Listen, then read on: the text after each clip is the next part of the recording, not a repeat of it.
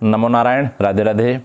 श्रीमद् भगवद गीता के तृतीय अध्याय सांख्य योग के 9वें श्लोक में भगवान अर्जुन से कहते हैं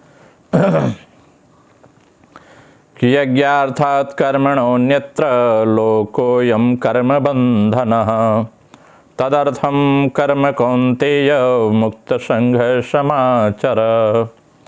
इसका अर्थ यह है कि यज्ञ माने कर्तव्य पालन, यज्ञ माने कर्तव्य पालन के लिए किए जाने वाले कर्मों से अन्यत्र अपने लिए किए जाने वाले कर्मों में लगा हुआ यह मनुष्य समुदाय कर्मों से बंधता है। इसलिए हे कुंती नंदन, हे कौन्तेय, तू आसक्ति रहित होकर उस यज्ञ के लिए ही कर्तव्य कर्म कर। अब इसकी हम अगर भावार्थ को निकालें, इसको निचोड़ें, जैसे मधु को दूहता है मधु दूहने वाला, तो यह बात समझ में आती है कि यज्ञार्थ कर्मणोऽन्यत्र, गीता के अनुसार कर्तव्य मात्र का नाम यज्ञ है। यज्ञ शब्द के अंतर्गत दान, यज्ञ, तप, होम, तीर्थ सेवन, व्रत, वेदाध्ययन आदि शारीरिक, व्यवहारिक और पारमार्थिक क्रियाएं आ जाती हैं। कर्तव्य मानकर किए जाने वाले व्यापार, नौकरी, अध्ययन, ये सब जो चीज़ें हैं, सब शास्त्र विहित कर्मों का नाम जो भी है वह यज्ञ है। जितने भी शास्त्र विहित कर्म हैं वो यज्ञ की श्रेणी के अंतर्गत आते हैं। यज्ञ के अर्थ में यज्ञार्थ कर्म करने से बहुत जल्दी व्यक्ति की आसक्ति मिट जाती है तथा कर्मयोग की संपूर्ण कर्मयोगी के जो संपूर्ण कर्म है वो नष्ट हो जाते हैं। वे स्वयं कर्म जो है बंधन कारक नहीं होते, बल्कि पूर्व संचित कर्म समूहों को भी समाप्त कर देते हैं। वास्तव में मनुष्य की स्थिति उसके उद्देश्य के अनुसार होती है, क्रिया के अनुसार नहीं। जो व्यापारी का प्रधान उद्देश्य धन कमाना रहता है, व्यापारी है, उसका उद्देश्य धन कमाना है, व्यापार करता है, अतः वास्तव में उसकी धन में ही रहती है। दुकान बंद करते ही उसकी वृत्ति धन की तरफ चली जाती है। ऐसे ही यज्ञ के अर्थ में कर्म करते समय कर्मयोगी की स्थिति अपने उद्देश्य परमात्मा की ही रहती है और कर्म समाप्त हो जाने पर उसकी वृत्ति परमात्मा की तरफ चली जाती है। सभी वर्णों के लिए अलग अलग कर्म हैं। एक वर्ण के लिए कोई कर्म स्वधर्म है तो वही दूसरे वर्ण के लिए विहित न होने के कारण परधर्म है, अर्थात अन्यत्र कर्म है। जैसे भिक्षा जीवन निर्वाह करना ब्राह्मण के लिए तो स्वधर्म है, पर क्षत्रिय के लिए परधर्म है। मछली मारना मछुआरे के लिए स्वधर्म है, लेकिन एक ब्राह्मण के लिए परधर्म है।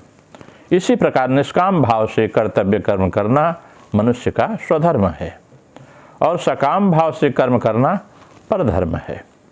जितने भी सकाम और निषिद्ध कर्म हैं वे सब के सब अन्यत्र कर्म की श्रेणी में आते हैं। अपने सुख, मान, बड़ाई, आराम इत्यादि के लिए जितने कर्म किए जाएं वे सब के सब जो कर्म हैं वे अन्यत्र कर्म हैं। अतः छोटा से छोटा तथा बड़ा से बड़ा जो भी कर्म किया जाए उसमें साधक को सावधान रहना चाहिए कि कहीं किसी स्वार्थ की भावना से तो कर्म नहीं हो रहा है। साधक उसी को कहते हैं जो निरंतर सावधान रहता है। इसलिए साधक को अपनी साधना के प्रति सतर्क और जागरूक रहना चाहिए। अन्यत्र कर्म के विषय में दो गुप्त भाव हैं। पहला है क्रिया किसी के आने पर यदि कोई मनुष्य उसके प्रति आइए, बैठिए आदि आतर सूचक शब्दों का प्रयोग करता है, पर भीतर से अपने में सज्जनता का आरोप करता है तथा ऐसा कहने से आने वाले व्यक्ति पर मेरा अच्छा असर पड़ेगा, इस भाव से कहता है, तो इसमें स्वार्थ की भावना छिपी रहने से यह अन्यत्र कर्म ही है, यज्ञार्थ कर्म नहीं है। सत्संग, सभा आदि में कोई व्यक्ति मन से इस भाव को रखते हुए प्रश्न करता है कि वक्ता और श्रोतागण मुझे अच्छा जानकर समझेंगे तथा उस पर मेरा अच्छा असर पड़ेगा, तो यह अन्यत्र कर्म है, यज्ञार्थ कर्म नहीं है। कहने का भाव यह है कि साधक कर्म तो करे पर उसमें स्वार्थ, कामना आदि का भाव नहीं रहना चाहिए। कर्म का निषेध नहीं है, प्रत्युत सकाम भाव का निषेध है। साधक को भोग और ऐश्वर्य बुद्धि से कोई भी कर्म नहीं करना चाहिए, क्योंकि ऐसी बुद्धि में भोगासक्ति और कामना रहती है, जिसमें कर्मयोग का आचरण नहीं हो पाता। निर्वाह बुद्धि से कर्म करने पर जीने की कामना बनी रहती है, अतः निर्वाह बुद्धि भी त्याग करना चाहिए। साधक को केवल साधना बुद्धि से ही प्रत्येक कर्म करना चाहिए। भले ही उस कर्म का परिणाम कुछ अर्थोपार्जन हो, भले उससे आप संकट से अपनी गृहस्थी चला पावें, लेकिन आपका भाव जो है वो साधना बुद्धि हो कि अभी मेरी साधना है, ईश्वर मेरी परीक्षा ले रहा है, इतने से ही आगे काम बढ़ाना है। सबसे उत्तम साधक वह है जो अपनी मुक्ति के लिए भी कोई कर्म न करके केवल दूसरों के हित के लिए ही कर्म करता है। कारण कि अपना हित दूसरों के लिए कर्म करने से होता है, अपने लिए कर्म करने से नहीं। दूसरों के हित से ही अपना हित है, दूसरों के हित से ही अपना हित अलग मानना ही गलती है। इसलिए लौकिक तथा शास्त्रीय जो कर्म किए जाएं, वे सब के सब केवल लोक हितार्थ होने चाहिए, जन कल्याणकारी होने चाहिए। अपने सुख के लिए किया गया कर्म तो बंधन कारक है, तथा अपने व्यक्तिगत हित के लिए किया गया कर्म भी बंधन कारक है।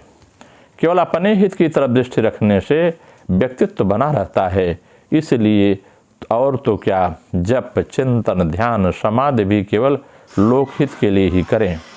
तात्पर्य यह है कि स्थूल, सूक्ष्म और कारण तीनों शरीर से होने वाली मात्र क्रिया संसार के लिए ही हो, अपने लिए नहीं।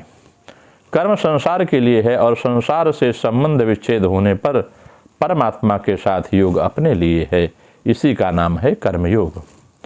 लोकोयम कर्म बंधन, कर्तव्य कर्म माने यज्ञ। कर्तव्य कर्म को हम यज्ञ कहते हैं।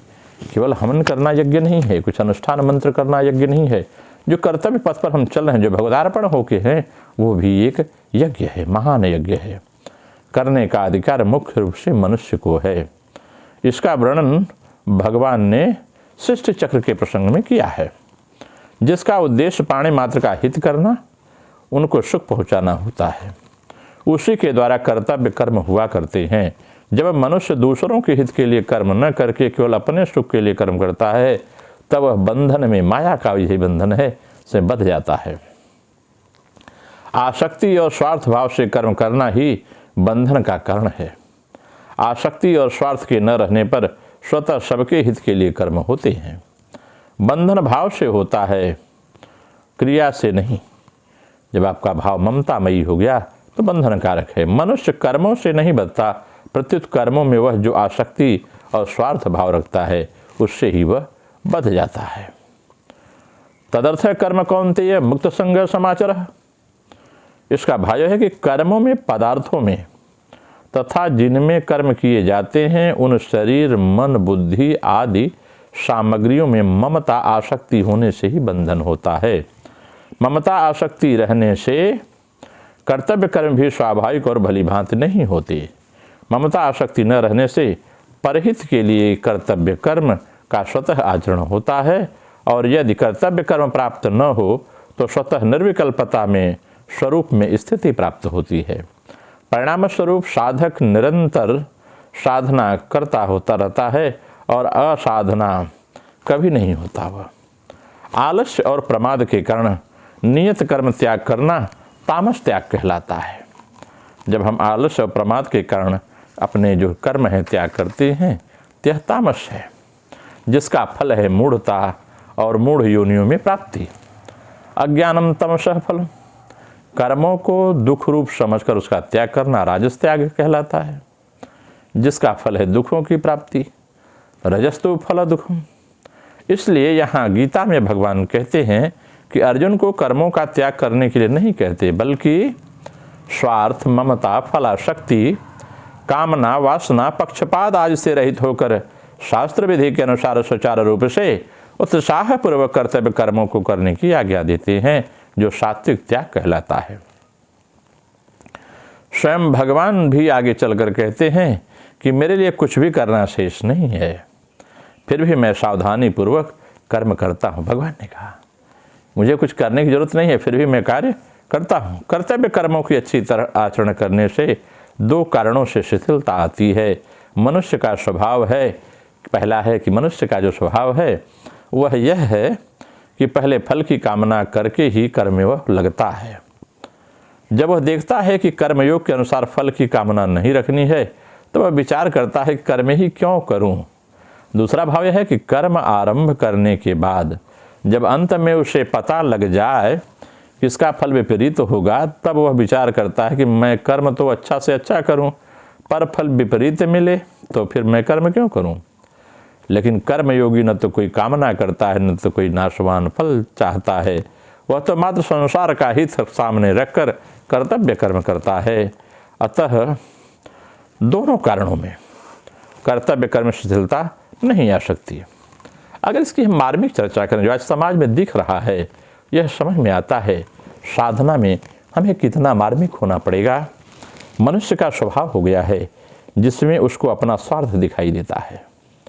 उसी कर्म को वह बड़ी तत्परता से करता है, परंतु वही कर्म उसके लिए बंधन कारक हो जाता है।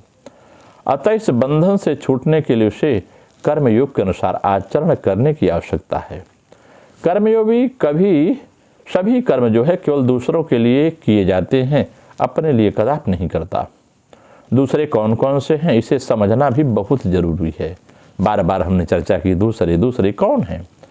कहते हैं अपने शरीर के सिवाय दूसरे प्राणी पदार्थ तो दूसरे हैं, पर वे अपने कहलाने वाले स्थूल शरीर, सूक्ष्म शरीर, इंद्रियां, मन, बुद्धि, प्राण और कारण शरीर जिसमें माना हुआ है अहम, पर अहम ब्रह्मास्मि सोहम भी स्वयं से दूसरे ही हैं। यह बड़ा विचारणीय विषय है, इसको समझना पड़ेगा। और जिसे ये समझ में आ गया वह महान क्रियायोगी है। कारण कि स्वयं जीवात्मा चेतन परमात्मा का अंश है और ये शरीर जो शरीर हमें मिला हुआ है आदि पदार्थ जड़ प्रकृति के अंश हैं। समस्त क्रियाएं जड़ में और जड़ के लिए ही होती हैं। चेतन में और चेतन के लिए कोई क्रिया नहीं होती, वो तो आत्माराम है। अतः करना अपने लिए है ही नहीं, कभी नहीं हुआ और न हो सकता है कभी। हाँ, संसार से मिले हुए इन शरीर आदि जड़ पदार्थों को चेतन जितने अंश में मैं, मेरा और मेरे लिए मान लेता है, उतने अंश में उसका स्वभाव अपने लिए करना हो जाता है। और जब यह दूसरों के लिए कर्म करने में ममता शक्ति सुगमता से मिट जाती है, शरीर की अवस्थाएं बचपन हो, जवानी हो, बुढ़ापा हो, जरा हो, बदलने पर मैं वही हूँ, इस रूप में अपनी एक निरंतर रहने वाली सत्ता का प्राणी मात्र को अनुभव होता है। इस अपरिवर्तनशील सत्ता अपनापन जो है कि परमात्मा तत्व के शाश्वत एकता है और परिवर्तनशील शरीर, इंद्रियां, मन, बुद्धि आदि की संसार के शाश्वत एकता है। हमारे द्वारा जो भी क्रिया की जाती है वह शरीर, इंद्रियों आदि के द्वारा ही की जाती है, क्योंकि क्रिया मात्र का संबंध प्रकृति और प्रकृतिजन्य पदार्थों के साथ है, जो प्रकृति से उत्पन्न पदार्थ है, स्वयं अपने स्वरूप के साथ नहीं है। यह है दूसरों के लिए कार्य करना। बड़ी गहराई से इसे समझना पड़ेगा। इसलिए शरीर के संबंध के बिना हम कोई भी क्रिया नहीं कर सकते। इससे यह बात निश्चित रूप से सिद्ध होती है कि हमें अपने लिए कुछ भी नहीं करना है। जो कुछ करना है वो संसार के लिए करना है। कारण कि करना उसी पर लागू होता है जो स्वयं कर सकता है। जो स्वयं कुछ कर नहीं सकता उसके लिए करने का विधान है ही नहीं। जो कुछ किया जाता है संसार की सहायता से ही किया जाता है। अतः करना संसार के लिए ही है। अपने लिए करने से ही मनुष्यों को कर्म बंधन से बंधना पड़ता है। विनाशी और परिवर्तनशील शरीर, इंद्रियां, मन, बुद्धि आदि के साथ साथ अपने अविनाशी और अपरिवर्तनशील स्वरूप का कोई संबंध नहीं है। इसलिए अपना और अपने लिए कुछ भी नहीं है। शरीर आदि की सहायता के बिना हम कुछ नहीं कर सकते। अगर इस शरीर का संबंध उससे होता, अलगाव न होता, तो हम लगातार जीवित रहते। यह चोला छोड़कर हम बदल लेते हैं। इसलिए अपने लिए कुछ भी नहीं करना है। अपने सत्स्वरूप के लिए कोई भी कमी नहीं आती और कभी आए बिना कोई इच्छा भी नहीं होती। इसलिए अपने लिए कुछ भी नहीं चाहिए। इस प्रकार जब क्रिया और पदार्थ से संबंध सर्वथा संबंध विच्छेद हो जाता है तो वास्तव में यदि ज्ञान के संस्कार हैं तो स्वरूप का साक्षात्कार हो जाता है, और यदि भक्ति के संस्कार हैं तो भगवान से प्रेम हो जाता है। अगर इस श्लोक की हम क्रिया योग में व्याख्या करें तो बात और स्पष्ट होती है। इसे सुगमतापूर्वक समझना पड़ेगा। जब भगवान के लिए काम किया जाएगा तो काम अपनी निजी इच्छा की पूर्ति का काम नहीं होगा। इसी भाव से सब काम करें। लोग साधारणतः इंद्रियों के आराम के लिए ही काम करते हैं और उससे थोड़ा आराम मिलने के कारण उसमें आसक्ति बढ़ती है और इस कारण उनके साथ बंधन होता है। अर्थात उसी प्रकार आराम बारंबार पाने की इच्छा होती है, न पाने पर दुख अशांति के चक्कर में पड़ना पड़ता है। परंतु भैया, तुम इस जगत के दिन के लिए हो, अपने लिए तुम्हें इतने कार्यों की क्या आवश्यकता है? कितने दिन हो जिसके बिना काम नहीं चलता? जीवन यात्रा में बाधा पड़ती है, वह कार्य तो अवश्य ही करना पड़ेगा और ऐसे काम बहुत अधिक भी नहीं हैं, परंतु हम आसक्ति के कारण ही कर्म के बोझ को बढ़ाते हैं। अंतकाल में ढोते ढोते गर्दन पीठ चरचरा उठती है। भगवान सर्वत्र ही व्याप्त हैं, वही विष्णु हैं, उन्हीं की आराधना के लिए काम करना होगा। कौन सबके भीतर प्रविष्ट है? प्राण। प्राण सबके भीतर स्थित है, तभी हम जीते हैं, बातचीत करते हैं, खाते पीते हैं, घूमते हैं, सारे काम करते हैं, भगवत चर्चा पर चर्चा करते सुनते हैं, सारे कार्य करते हैं। लेकिन प्राण के न रहने पर देहेंद्रियां मर जाते हैं, किसी को कुछ करने की क्षमता नहीं रहती। अतः देखा जाता है कि प्राण ही सब कुछ है। यही हृदय प्राण रूप ब्रह्मा है, इसी से सब कुछ होता है। यही गुह्य स्थान में अपान रूप रुद्र होकर सब वस्तुओं को ध्वंस करती है। यही प्राण शक्ति नाभि के समान वायु रूप विष्णु रूप होकर जगत को धारण करती है। यही प्राण शक्ति ब्रह्मा विश्व शिवात्मिका शक्ति है। यह विश्वव्यापी सारे विश्व का महाप्राण है। इसके न रहने पर जगत की किसी वस्तु का अस्तित्व नहीं रहेगा। इसी महाप्राण की प्रीति के लिए काम करो। आत्मज्ञान की प्राप्ति का उपाय भूत जो प्राण कर्म है उसे ही करना चाहिए। इससे यज्ञेश्वर विष्णु प्रसन्न होते। यज्ञ वही विष्णु हो, यज्ञेश्वर विष्णु प्रसन्न होते हैं। उनको संतुष्ट होने पर तुम्हारा धर्म आयु सब वृद्धि प्राप्त होगा। यज्ञेश्वर की प्रसन्नता इसी कर्म के द्वारा प्राप्त होती है। यह ठीक से समझ में आता है। साधक की आयु बढ़ती है, ज्ञान बढ़ता है, लावण्य बढ़ता है और मेधा बढ़ती है। इसलिए साधना करने से मार्कंडेय आदि ऋषियों की आयु बढ़ी है। शरीर के भीतर सारी नाड़ियों में स्थिर वायु प्रवेश कर साधक को अद्भुत शक्ति संपन्न कर डालती है। प्राण शक्तियों के इस कार्य में व्यय न करें तो उसका व्यय दूसरे सैकड़ों असत कार्यों में हो जाएगा, जिससे तुम्हारा बल, आयु और स्वास्थ्य नष्ट हो जाएगा और तुम दीन दरिद्र हो जाओगे। अष्टावक्र कहते हैं, चित्त ही हमारा बंधन रज्जु है। चित्त ही चिंता द्वारा हमारे लिए इस विशाल कारागार ब्रह्मांड की रचना कराता है। इसी चिंता स्रोत को यदि रोक सको तो अभी बंधन मुक्त होकर सुखी शांत हो जाओगे। इसके लिए तुम्हें क्या करना होगा? सहस्त्रों नाड़ियों को देह के भीतर रहकर कामादि के वेग का संचालन जो करती हैं, इस चिंता प्रवाह का तभी विराम होता है जब नाड़ी शुद्ध हो जाती है और उसके भीतर स्थित प्राण शक्ति एक बारगी जोर से करके मस्तक में जाकर स्थिरता से बैठती है। उस समय देह आत्मा से पृथक हो जाता है। गंगा का प्रवाह पय प्रणाली में प्रवेश न करे तो वह गंगा में ही लौट जाएगा, अतः क्रमशः प्रणाली शुष्क हो जाएगी। इसी प्रकार प्राणी जो नाड़ी प्रवाहिका से साधन द्वारा प्राण शक्ति को ऊर्ध्व ले जाने पर जो मूलाधार से उठाकर सहस्त्रार की ओर ले जाते हैं, देह के साथ उसका संबंध क्षीण हो जाता है। इसका ही नाम देह को पृथक करना है। और देह से प्राण शक्ति मूलाधार से आज्ञा चक्र सहस्त्रार पर्यंत भ्रमण करती है।